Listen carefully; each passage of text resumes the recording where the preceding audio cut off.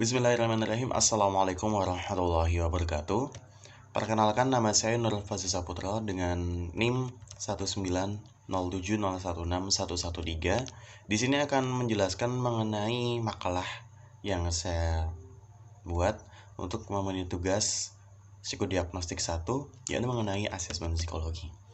Baik, sebelum untuk menjawab pertanyaan yang pertama, saya akan masuk ke pengertian dari asesmen terlebih dahulu. Dalam buku Kode Etik Psikologi pasal 62, dasar asesmen sudah dijelaskan bahwasanya asesmen psikologi adalah prosedur evaluasi yang dilaksanakan dengan sistematis. Termasuk di dalam asesmen psikologi adalah prosedur observasi, wawancara, pemberian satu atas perangkat alat tes yang bertujuan untuk melakukan penilaian dan atau pemeriksaan psikologi. Jadi asesmen ini nggak cuma tes aja, tapi serangkaian proses untuk bisa menilai atau bisa mengevaluasi atau mungkin digunakan dalam pemeriksaan psikologi. Jadi bisa dimengerti ya bahwa asesmen bukan semata-mata hanya tesnya saja, tapi ada banyak sekali tahapan-tahapan untuk bisa dilakukannya. Oke. Jadi sekali lagi saya tekankan bahwa asesmen bukan semata-mata tes. Tes hanyalah salah satu tahapan dari asesmen itu sendiri. Nah, nanti untuk penjelasan bagaimana asesmennya akan dijelaskan lebih lanjut. Baik, kita langsung masuk ke pertanyaan yang pertama, yaitu batasan dalam asesmen psikologi. Dalam buku Kode Etik Psikologi tercantum di bab 11 pasal 62 tentang dasar asesmen psikologi, dijelaskan bahwa psikolog atau ilmuwan psikologi dalam melakukan asesmen dalam menggunakan instrumen tes harus sesuai dengan kategori dan kompetensi yang telah ditetapkan. Nah, tidak hanya itu, laporan hasil pemeriksaan psikologis hanya dapat dilakukan oleh psikolog sesuai dengan kompetensinya. Kemudian, psikolog juga harus membuat kesepakatan dengan lembaga atau organisasi mengenai hal yang berhubungan dengan masalah dalam membangun hubungan kerja. Nah, sampai sini dulu. Jadi, batasan-batasannya. Psikolog atau ilmuwan psikologi dalam melakukan asesmen dan menggunakan instrumen tes harus sesuai dengan kategori dan juga kompetensi yang dimiliki olehnya. Jadi kalau misalkan ilmuwan psikologi atau ilmuwan psikologi yang mungkin masih lulusan sarjana S1 dan belum memiliki kompetensi terlatih untuk yang instrumen tes lain, maka tidak boleh menggunakan instrumen tes itu. Hanya boleh menggunakan instrumen tes yang memang sudah dia kuasai atau sesuai dengan kompetensinya. Oke, kita lanjut. Dalam bab 11 pasal 63 tentang penggunaan asesmen juga dijelaskan bahwa psikolog atau ilmuwan psikologi dalam melakukan asesmen harus menginterpretasi untuk tujuan yang jelas baik dari sisi kewenangan sesuai dengan taraf jenjang pendidikan. Nah, kategori dan kompetensi yang disyaratkan, penelitian, manfaat, dan teknik penggunaan. Nah, mungkin dalam hal ini dalam pasal 63 ini dijelaskan penggunaan asesmen juga dijelaskan bahwa dalam melakukan asesmen harus menginterpretasi untuk tujuan yang jelas.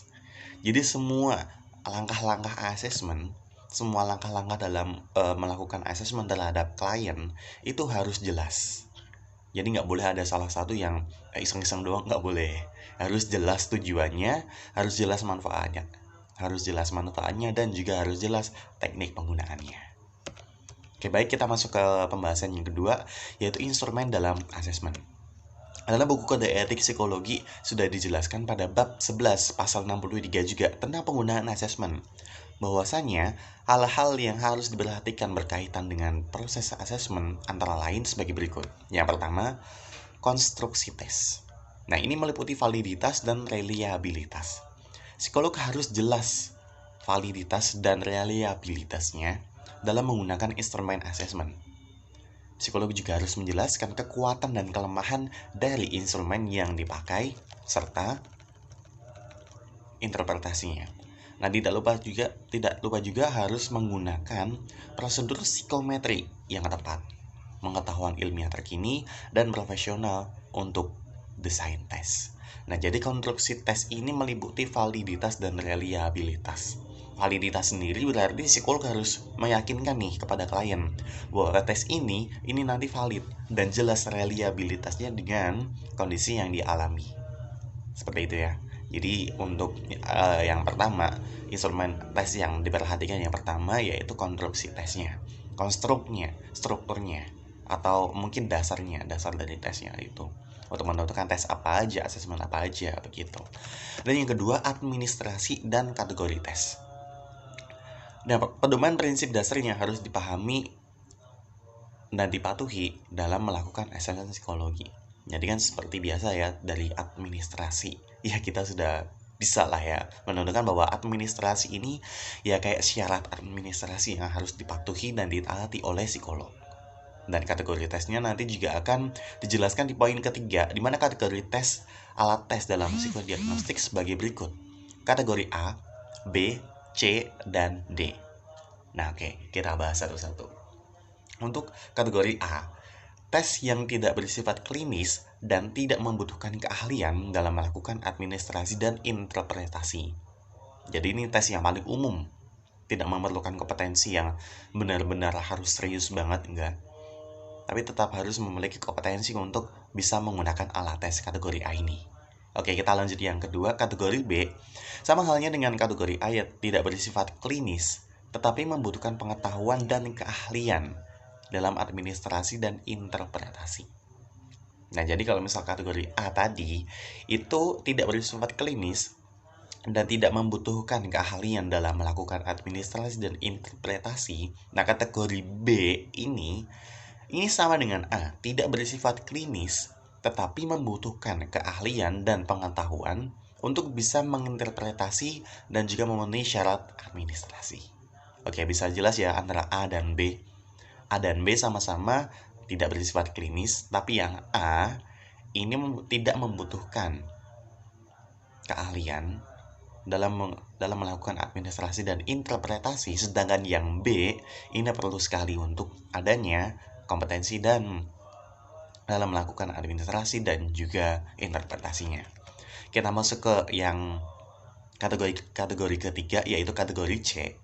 Nah, tes yang membutuhkan beberapa pengetahuan tentang konstruksi tes dan prosedur tes yang didukung oleh pengetahuan dan pendidikan psikologi.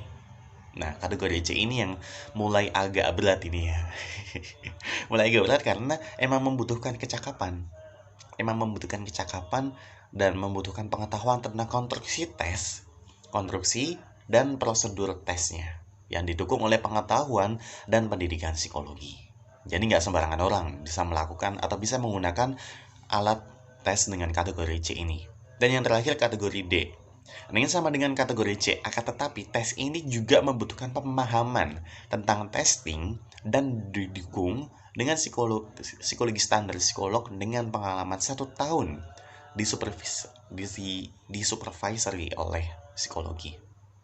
Nah, ini kategori D merupakan alat tes yang paling berat karena enggak hanya membutuhkan kecakapan, tapi juga harus memahami tentang testing dan didukung oleh psikologi standar psikolog dengan pengalaman minimal 1 tahun, dan itu disupervise oleh psikolog.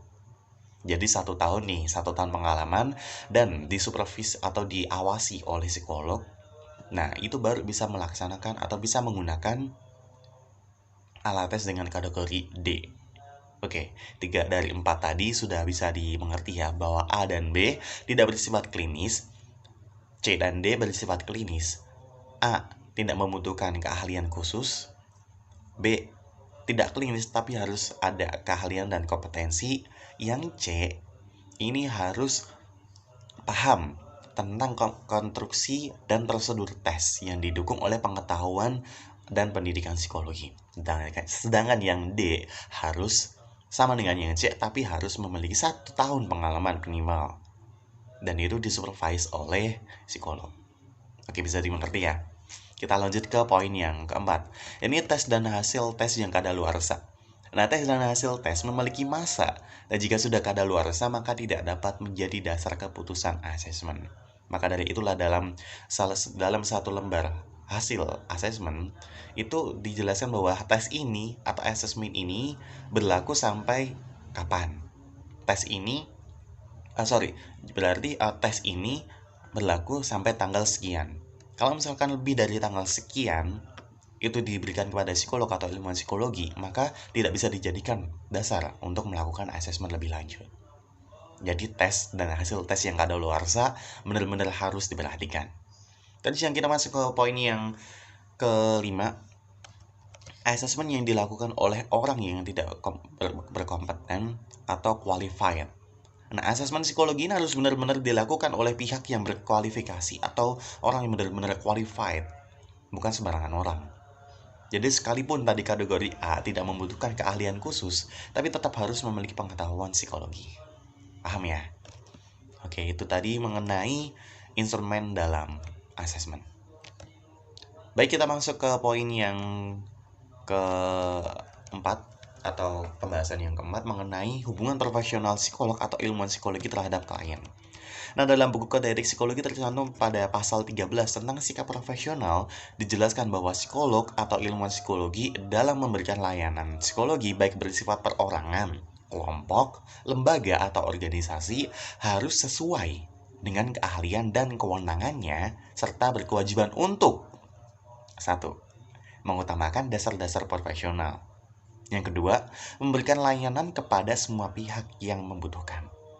Yang ketiga, melindungi pemakai layanan psikologi dari akibat yang merugikan sebagai dampak layanan psikologi yang diterimanya. Keempat, mengutamakan ketidakberpihakan atau dalam bahasa sederhananya kenetralan dalam kepentingan pemakai layanan psikologi serta pihak-pihak yang terkait dalam pemberian pelayanan. Dan yang kelima, dalam hal pemakai layanan psikologi atau klien menghadapi kemungkinan akan terkena dampak negatif yang tidak dapat dihindari akibat pemberian layanan psikologi yang dilakukan oleh psikolog atau ilmuwan psikologi. Oke, agak berat bahasanya ya. Jadi, 5 hal ini wajib dilakukan oleh orang atau oleh ilmuwan psikologi atau psikolog dalam melakukan asesmen. Oke, baik, saya lanjutkan untuk poin selanjutnya. Yaitu dalam bab 11, ini masih berbicara tentang hubungan profesional psikolog atau ilmuwan psikologi terhadap klien. Baik, tadi kan sudah dijelaskan pada pasal 13 tentang sikap profesional psikolog atau ilmuwan psikologi dalam memberikan pelayanan. Nah, baik, pada bab 11 juga di pasal 64 tentang informed consent. Dalam asesmen juga dijelaskan bahwa psikolog atau ilmuwan psikologi harus memperoleh persetujuan untuk melaksanakan asesmen, evaluasi, intervensi, atau jasa diagnostik lain sebagaimana yang dinyatakan dalam standar informed consent atau IC. Kecuali ada pengecualiannya. Kecuali jika pelaksanaan asesmen diatur oleh peraturan pemerintah, hukum. Secara hukum ada nih ya. Itu tidak memerlukan IC atau informed consent. Adanya persetujuan karena pelaksanaan asesmen dilakukan sebagai bagian dari kegiatan pendidikan. Serta pelaksanaan asesmen digunakan untuk mengevaluasi kemampuan individu yang menjalani pemeriksaan psikologis. Oke, bisa dipahami ya di sini ya bahwa psikolog atau ilmuwan psikologi harus mengajukan informed consent sebagai perjanjian antara psikolog atau ilmuwan psikologi dengan klien. Kecuali asesmen ini dilakukan dan diatur oleh peraturan pemerintah hukum, adanya persetujuan sebagai bagian dari pendidikan dan pelaksanaan mengevaluasi kemampuan individu yang menjalani pemeriksaan psikologis. Kemudian yang terakhir pada bab 11 pasal 65 tentang interpretasi dijelaskan bahwa psikolog dalam menginterpretasi hasil asesmen psikologi harus mempertimbangkan berbagai faktor dari instrumen yang digunakan. Nah, karakter serta bahasa dan perbedaan budaya yang mungkin dapat memengaruhi ketepatan interpretasi. Jadi latar belakang, kemudian instrumen yang digunakan, karakter peserta, bahasa dan perbedaan budaya yang mungkin dapat memengaruhi ketepatan interpretasi harus diperhatikan oleh psikolog atau ilmuwan psikologi. Oke, tadi merupakan jawaban dari pertanyaan yang ada di e-learning, dan mungkin sekian presentasi dari saya. Bila ada salah kata, saya mohon maaf yang sebesar-besarnya, dan saya sadar bahwa dalam presentasi ini masih banyak hal yang kurang, maka kritik dan saran akan saya sangat terima dengan pintu terbuka. Saya pamit undur diri. Bila ada wassalamualaikum warahmatullahi wabarakatuh.